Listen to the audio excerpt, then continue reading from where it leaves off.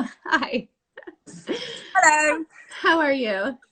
Bit flustered by the technical breakdown. I am so sorry. I am like, it's like jinxed today. There's just something off with everybody, except for Danielle before you. It's been really tricky. So anyway, my apologies on behalf of, I don't know, the Instagram gods today. So No, I'm sure I pressed the wrong button somewhere. That's the kind of technical dunce I am. no, in my email, I try to make it so like easy, but it's not. And it's like totally new. And there are all these little X's and things to click and smiley faces. So I don't blame you. It's confusing. But anyway, I'm glad we connected. And thanks for coming on. Can you tell everybody about the love story of Missy Carmichael? And also, why does it have a different title in the UK? What's up Oh, with yes, that? I can tell you that. You've already waved the book, but I'll wave it too. It's the love story of Missy Carmichael in the US.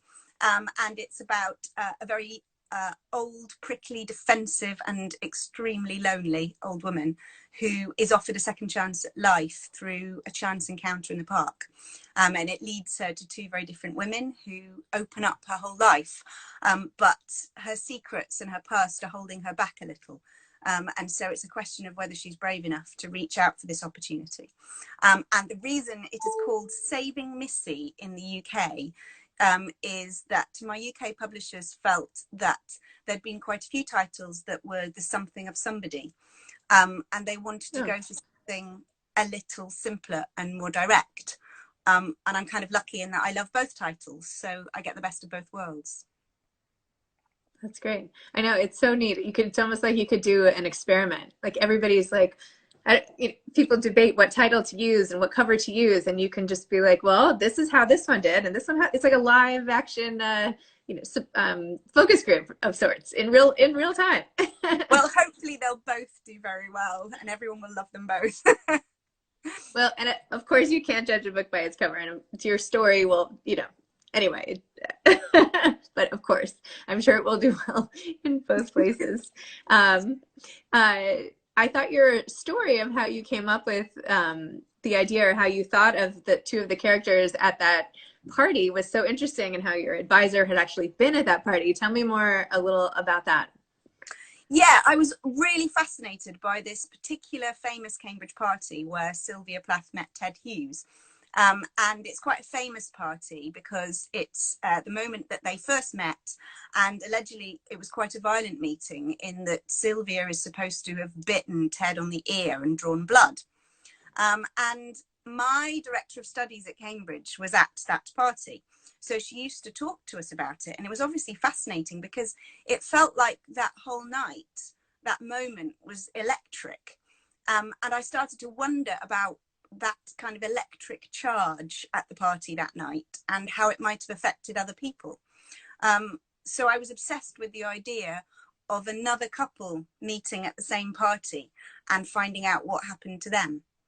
But obviously, when I thought about that, that was in 1956. So I realized that whoever was at the party in 1956, if I was rejoining them in, say, 2016, then they were going to be nearly 80. But that actually became a plus point because I thought, well, somebody who was at that party and is now nearly 80 is going to be a really interesting character. And I really love that you made somebody of that age a main character, because I feel it's so rare, and yet older people have more wisdom than anybody else, and yet they're ignored often as main characters. So I thought that was awesome. Well, I mean, we've all got secrets, and it strikes me that anybody of 80 is going to have more secrets than most, simply because they've got a longer life to look back on.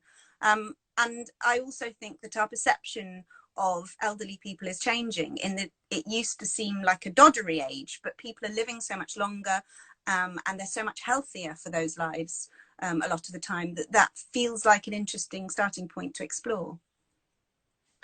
It's interesting, when the coronavirus was just starting to spread, how there were so many people who, even at age 60, feel like they're 30 and they have their whole lives ahead of them. And there's all this stuff to do. And how should we live our best life? And all of a sudden it's like, well, no matter how you feel, you are still 60.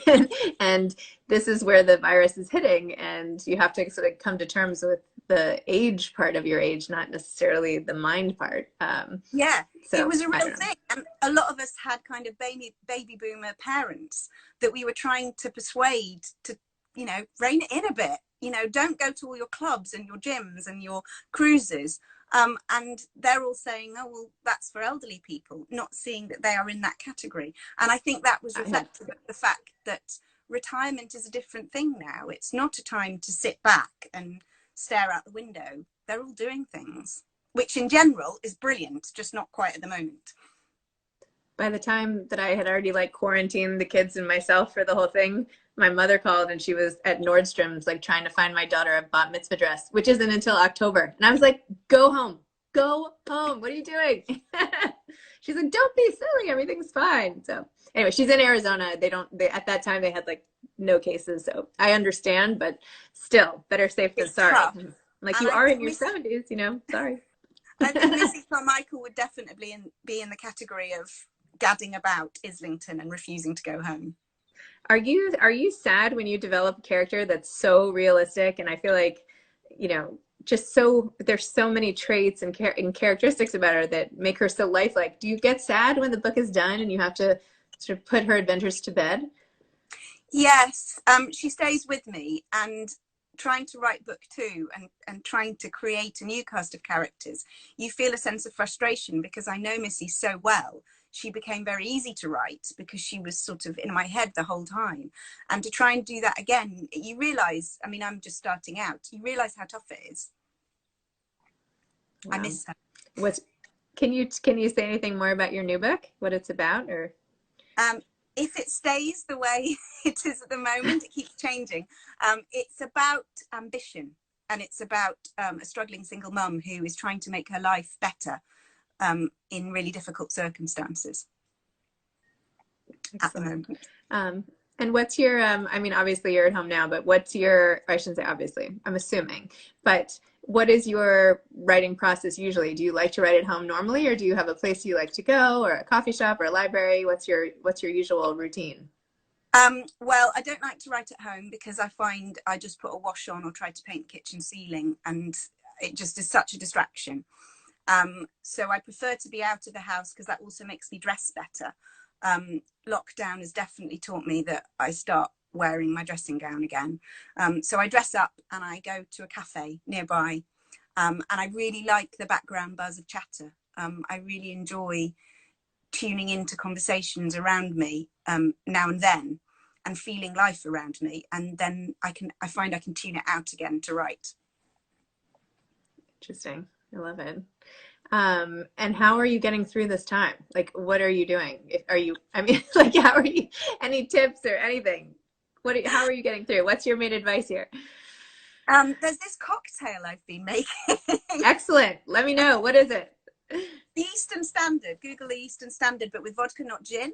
I'm working on the perfect ratios. I'm homeschooling my kids, kind of. My version of that. And like you, I've been nailing it, some of those bakes. I made biscuits the other day with my son, and we didn't have 2 of the ingredients, and we left out the egg. Anyone who wants to check out my Instagram feed, you'll be able to see the results that we produced. They taste all right. We're just taking it day to day and trying not to think about how long it might be. But we're sort of enjoying it every now and again. You know, it's kind of been fun, and we're trying to feel grateful we've got this, you know, weird extra time together. Yeah. Now I'm like, I hope I'll be able to transition back. You know, I don't like change at all, period. It's like, I'd like to finally, right? I mean, I'm excited, but I'm just like, now I'm like getting this routine, this new life routine. What now? I'll have to go back. I don't know. Now I'm like getting spoiled, just not having to run and drop my kids 100 times a day. And I don't know, there's something nice about staying put a little bit, taking it a little slower than I was. So yeah, there's definitely a lessening of the mental load. Things feel a bit simpler in my head, which is quite good. But I will never shake anyone's hand again. I don't know how to. I've kind of trained myself out of all that. So I think there'll be a lot of adjustment. Yes, I agree. I know. And I'm like such a person who loves to hug people, and now I'm like, oh, this is gonna be tough. So well. Well, thank you, Beth. Thank you for coming on. Thanks for telling us more about the love story of Missy Carmichael, and thank you for everything. Thank you very much for having me. It was great fun.